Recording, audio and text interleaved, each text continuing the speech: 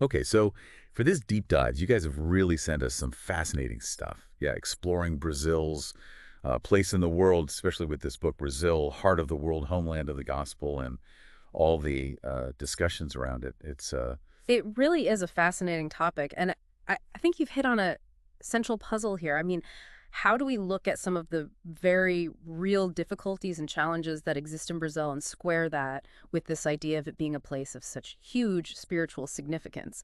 It's amazing, actually, when you look at the stats. Something like 73% of Spiritists who were surveyed actually agree with that spiritual designation. it's a big question. That's what we're looking at today. We're going to try to do that. We're going to kind of look at some of the hard facts, some of the statistics around volunteerism and violence and corruption in Brazil. And then we'll try to really immerse ourselves in the perspective that's presented in this book Yeah. and understand the logic behind this whole spiritual designation, this idea of Brazil as a spiritual hospital, which is a really interesting concept. Yeah. So let's just dive right in. You had some pretty stark numbers to share with us. I did. I did. If we look at how actively people engage in their communities through volunteer work, the data tells us that only about 11% of Brazilians identify as volunteers. People who give their time and effort without expecting payment. That's so low. It is low. It is low. And even if we broaden the view and we look at the number of people who've ever volunteered at any point in their lives, that number only climbs to about 30%. It's interesting when you think about a country that's, presented as having such a strong spiritual identity, the correlation there. It makes you wonder about the connection between life and action. Yeah, it raises some really interesting questions. And then, when you turn to the issue of violence, the stats are really, really quite sobering.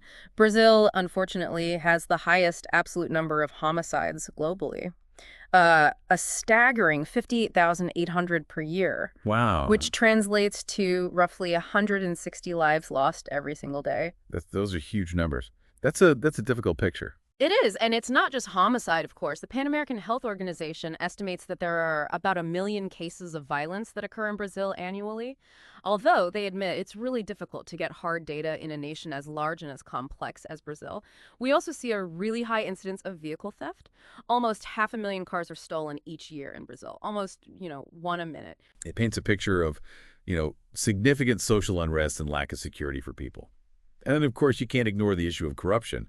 The Operation Car Wash, or Lava Jato scandal, really exposed the deep-seated nature of corruption in Brazil. Yeah. Billions and billions of dollars in embezzled funds and, people in positions of great power and public trust. So, what's interesting here is to juxtapose those very real and significant challenges, those low levels of volunteerism, the high rates of violence, and the corruption against this assertion that Brazil is this heart of the world and the homeland of the gospel, right? Yeah. It seems contradictory on the surface. And so the question that we're, I think, really grappling with here is that central question: how do we reconcile these two things? Yeah. How do we make sense of that? How do we make sense of that? And this is where this book, Brazil, Heart of the World, Homeland of the Gospel, really steps in with a very distinctive and, I think, unexpected explanation. It doesn't ignore these difficulties. It actually almost provides a framework for understanding them. And it all comes down to its core premise. Right. So what is that core premise? Well, the book opens with this scene. Christ, in his role as the governor of Earth, takes stock of the state of Christianity. And we're talking about over 15 centuries since the initial arrival of Jesus on Earth. And he's, according to the book, kind of disappointed. The gospel has spread, but the transformation that was hoped for hasn't really materialized. And there's a feeling of kind of disappointment. Yeah. And Instead of just saying, okay, well, let's try somewhere else. right, exactly. The book suggests that he decides to establish a new kind of spiritual center. And he chooses Brazil as this focal point. And the reasoning that's given is fascinating. Brazil, according to the book, possesses this unique magnetic quality that makes it the heart of the world. And it talks about this transplant of the gospel tree to Brazilian soil. And there's a spirit governor, Ismael, who's entrusted with overseeing this monumental task. So initially, Jesus kind of lets events unfold without intervening. However, as the challenges and the negative influences that we talked about, the materialism of the Portuguese colonizers, the enslavement of Africans, the exploitation of indigenous populations, these things start to manifest. Ismail gets really troubled, kind of heartbroken. He starts to fear that maybe this whole spiritual endeavor is at risk. And this is where Jesus steps in with a solution that I think completely shifts our understanding of Brazil's spiritual purpose. And he instructs Ismail to, instead of bringing highly evolved souls, he says, bring all the spirits who have failed. Bring the inquisitors, bring the corrupt politicians, bring the murderous generals, the deceitful religious leaders of the past 3,000 or 4,000 years, and bring them all to reincarnate in Brazil. It's a pretty radical idea. It is. And, the book portrays Ismail as being initially, shocked and disbelieving. But Jesus's reasoning is really, really pivotal here. The idea is that Brazil is not intended to be this showcase of spiritual perfection. It's not a gallery of saints. It's more like a great spiritual hospital. It's a place of healing and regeneration where these spirits that are burdened by their past actions can work through their mistakes and can evolve over many lifetimes. And the book even gives some specific examples to illustrate this concept, which I think helps to really solidify this sort of mind-bending idea. For instance, it speaks of this soul who's weighed down by past transgressions, who finds redemption by reincarnating in Brazil as Fabiano de Cristo. And then there's another soul, weary from the abuse of power, chooses this path of humility and dedicated service as Father Manuel de Nobrega, who becomes the very well-known in Brazil, Emmanuel. Right. Yeah. These examples really show the central theme, which is that Brazil's spiritual mission is one of healing and transformation for spirits that are carrying these, really heavy karmic debts. And the book also addresses the role of suffering in this whole process, that while it's often painful, it's a temporary but necessary catalyst for learning and for growth. Yeah, I remember that. There's a quote in there, all suffering has an expiration date, which, when you think about it, offers a really interesting perspective on these earthly struggles. So if we try to connect this back to, the ongoing crises that we see in Brazil, the political instability, the economic challenges, the ethical dilemmas, the book doesn't present those as failures of this mission, but almost as consequences of these spirits who are repeating their past mistakes as they navigate this spiritual hospital environment. Right. Exactly. And, the text even offers a really specific historical connection. It suggests that many of the individuals who were involved in the French Revolution, which was incredibly violent, are now reincarnated in Brazil, and that this could possibly be, explaining some of the societal conflicts that the nation currently faces.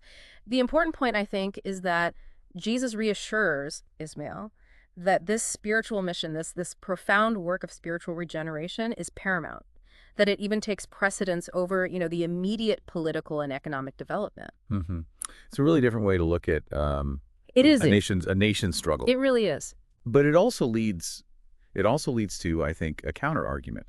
Despite all of these difficulties, Brazil has produced some really significant spiritual figures. Oh, absolutely. Yeah, we can't forget the contributions of people like Chico Xavier, Bezerra de Menezes, Divaldo Franco, Ivan Pereira. All of these people have had a huge impact on, not just Brazil, but the global spiritual landscape. And it's also, we have to consider the sheer scale of Spiritism in Brazil. It's the largest Spiritist country in the world, which suggests, a deep and active spiritual engagement by a lot of people, even if the more traditional measures of things like volunteerism are a little bit lower on the charts. So I guess, it makes you wonder, how do we evaluate a nation's essence? How do we look at its global contribution? Is it purely through politics and economics? Or do we also have to weigh the spiritual influence in the contributions of its spiritually enlightened individuals? That's a great question. That's the heart of it, right? And the book, ultimately, it reaffirms that central argument, that Brazil remains the heart of the world and the homeland of the gospel, not because it's perfect, not because it's a utopia, but because it serves this very unique role as this hospital of souls, right? Where spiritual healing and growth, which can't always be seen or measured, using traditional worldly standards, that is continuously taking place. Yeah. As we kind of bring this deep dive to a close, the book's perspective, I think, is pretty clear. Brazil holds this really distinctive and crucial role, but the message pivots and comes back to the individual. It comes back to you, the listener. Exactly. The text ends by suggesting that while Brazil might hold this designation, the question for each of us is, will it become the homeland of the gospel for us? Will we embrace those opportunities for spiritual growth and learning and transformation that are presented in this unique environment? So it's a call to individual responsibility and to this ongoing process of spiritual evolution. It's interesting, the material you sent also has a really strong message of hope. And it talks about the ongoing nature of our spiritual journeys, and that even the earth itself is in this state of ascension, moving towards a higher spiritual vibration. And while some souls may need more opportunities, to learn and evolve, the overall direction is positive and towards enlightenment. Right. Which leads us to our final thought for you all today that's drawn from the messages in this source material. The idea is that individual effort is crucial. We need to shine our light. We need to have trust in that divine plan, to hold on to love and wisdom, and to really cultivate patience and endurance in the face of life's challenges.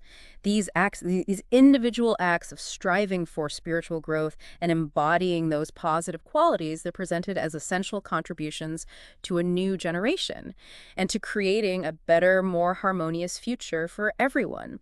And it really does make you think about how our own personal journeys are tied into this much larger, maybe divinely orchestrated mission of healing and evolution. It's a big idea. It is. It's a really big idea. It is. Thanks for sharing it. Of course. That's been fascinating. Thank you for having me. Yeah, we'll do it again sometime. Sounds great.